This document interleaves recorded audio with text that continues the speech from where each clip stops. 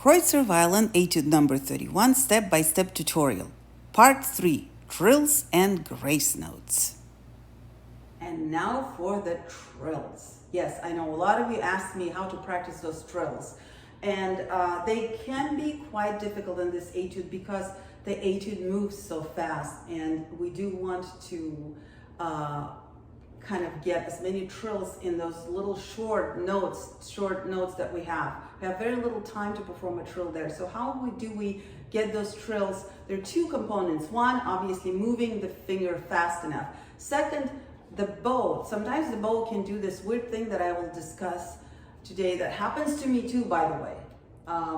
And then even though your left hand is doing fine, the trill can come out really scratchy and it just sounds awful, you know? So those are the couple of things we're gonna discuss today. First, let's go with the left hand. So our first impulse is to really emphasize trying to drop the finger as fast as possible. So we start emphasizing the drop, and our finger starts working really hard on dropping it and starts hitting very hard, and that makes it harder for you to lift the finger back up off the string. But what you have to realize, until you lift that finger up, you can't really drop it the next time. So this actually turns the things upside down in a way. And what I realized from years of practicing trills is that the most important thing is actually lifting the finger as fast as possible. Because if you think about it, going down is kind of a natural thing for us, right? The gravity kind of pulls your finger down anyway, right? Going up is more unnatural. This is like you have no help going up, right? The gravity is not your friend when you're trying to lift your finger. So therefore, what helps us go up? Obviously, the lighter things are, the easier is to lift them, right? Like lifting a feather versus lifting this iPad. Yeah, it's harder. iPad is heavier, so it's harder for me to lift it, right? So what you want your fingers to feel really light. The one that, I'm not talking about the bottom finger that stays on the string. I'm talking about the one that does all the work, going up and down, right?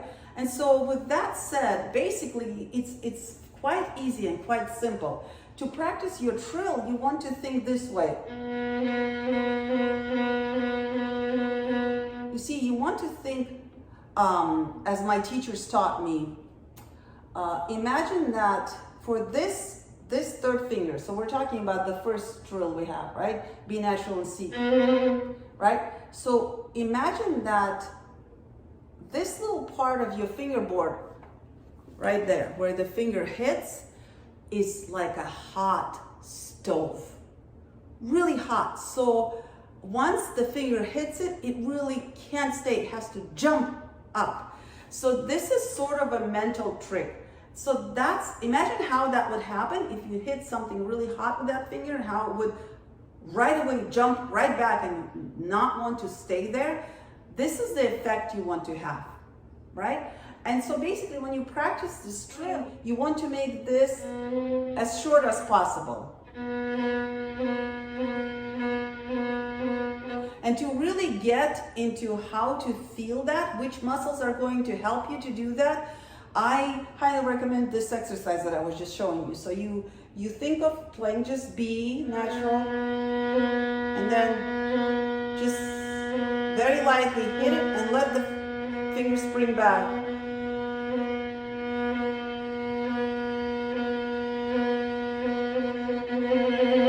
Then little by little, you'll just shorten the time between those drops. But as long as you're keeping the same feeling in your fingers and your muscles, you will have a great success with your trills. So remember, your original position should sort of be up. So your goal is not to be down on the fingerboard with this finger, but to be up, right?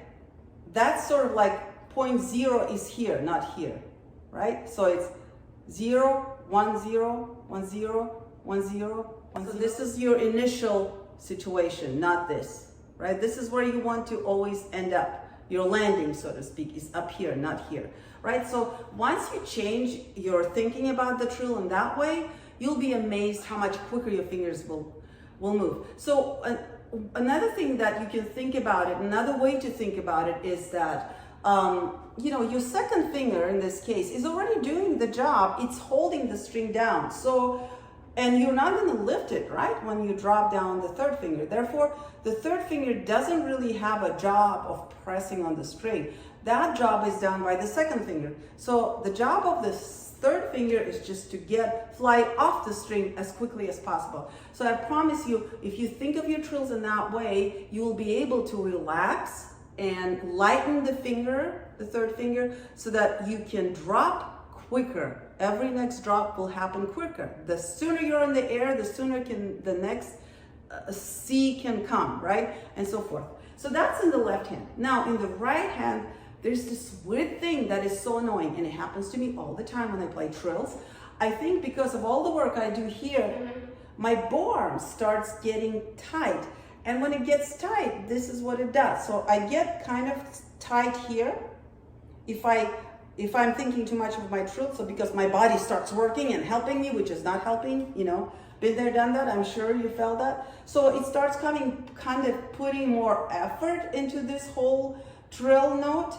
And so what it does, I've noticed when I work hard in my bow arm, this muscle right here, when it gets tighter, it pulls everything back here. So I end up sometimes all of a sudden my bow, instead of being here,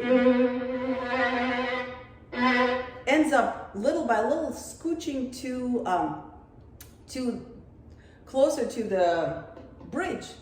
And so when that happens, I get that horrible sound. It gets really scratchy and not pretty at all. It doesn't necessarily sound like Ponticello, but it really, really doesn't sound good. And so that completely undermines all the work in my left hand. So that's the second thing that I want you to watch. And again, remember we talked about video recording yourself. This is the best thing you can do for yourself. This would be great if you can record yourself like this, where you can clearly see where your bow is going, whether it's closer or farther, right? So when if you're practicing trills, I highly recommend that you do that, because if you are having that not very clear sound on your trills, like you feel like you're doing everything well in the left hand, but some trills, they just start sounding very, very like they have a lot of sand and scratchiness in them. I highly recommend you watch yourself. You record those little chunks and play them just like you normally do. And so you want this to happen, right? So you can record yourself. Then when you watch it, you will notice, most likely, I guarantee you'll probably notice that your bow all of a sudden moves closer and closer to the bridge. Or if you don't notice it, that means maybe you are playing too close. Maybe move a little bit away. Next time, move your bow deliberately a little bit away from the bridge on the trill and see if that will help you. I promise you, you will see some results. So as far as grace notes, so there's a little disclaimer I want to make.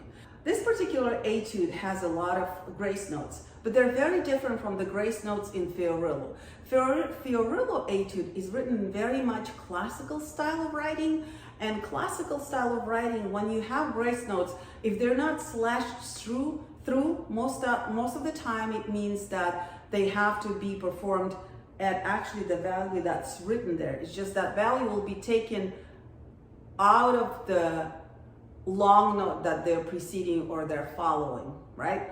Now here, your grace notes are not slashed, but there are 2 16th notes and they're following 8th notes. So obviously if you played them real value, that will equal the whole 8th note. So you can't really, you won't even have the 8th note. So with that in mind, in this case, and since the 8th note is a very short note anyway, I recommend that you make those grace notes as short as possible. This rule is not really applied here. And so in this case, it's more of a romantic approach to the grace note, where you just play those grace notes very, very short. So in here, you'll just fill the 8th notes with the trill as much as you can, and then try to fit in the grace notes at the very end. That will really help you to have clearer and more virtuosic trills, and this way the grace notes will just help you, will sound better. Okay? This week I would like to challenge you to record yourself and check your bow position when you're playing your trills, during the trills, and see if you're at all moving anywhere closer to the bridge when you're performing your trills. Then maybe just move the bow a little bit away, even more away from the bridge, and see what happens. And then when it comes to the left hand, just try those exercises where you really pretend that you're hitting a really hot stove with this finger that's trilling, and see if that will help you. All right, have a wonderful week. Don't forget to practice, and I'll see you next week.